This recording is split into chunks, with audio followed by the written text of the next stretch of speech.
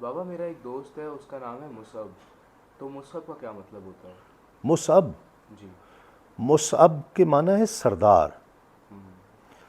اور ایک معنی یہ بھی ہے کہ جو پریشانیاں برداشت کرنے والا، مشکلات کا سامنا کرنے والا۔ جی۔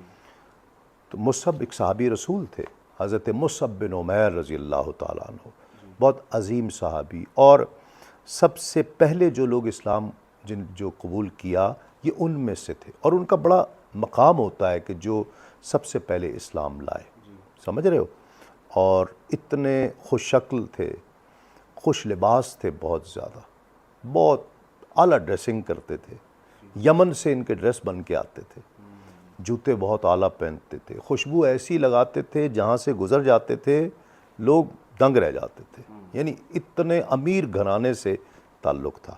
لیکن جب اسلام قبول کیا، کلمہ پڑھا، تو سارے دشمن ہو گئے، خاندان والے، والدہ دشمن ہو گئیں بہت زیادہ، رسیوں سے باندھ دیتی، مارا کرتی، منع کرتی جانے سے، لیکن آپ سرکار کی خدمت میں حاضر ہو جاتے۔ پھر جنہوں نے حبشہ کی طرف ہجرت کی تھی یہ ان میں شامل ہو گئے، چلے گئے۔ پھر جب مکے کے حالات کچھ بہتر ہوئے تو یہ واپس آئے، اور یہ وہ شخصیت ہیں کہ جنہیں یہ اعزاز حاصل ہے کہ حضور نبی کریم صلی اللہ علیہ وآلہ وسلم نے انہیں مدینے کی طرف سب سے پہلا سفیر بنا کر، ایمبیسڈر بنا کر بھیجا۔ سپیکر بہت اچھے تھے، طلع ایسی خوبصورت سپیچ کرتے تھے، ایسی حکمت کے ساتھ کہ دلوں میں اتر جائے۔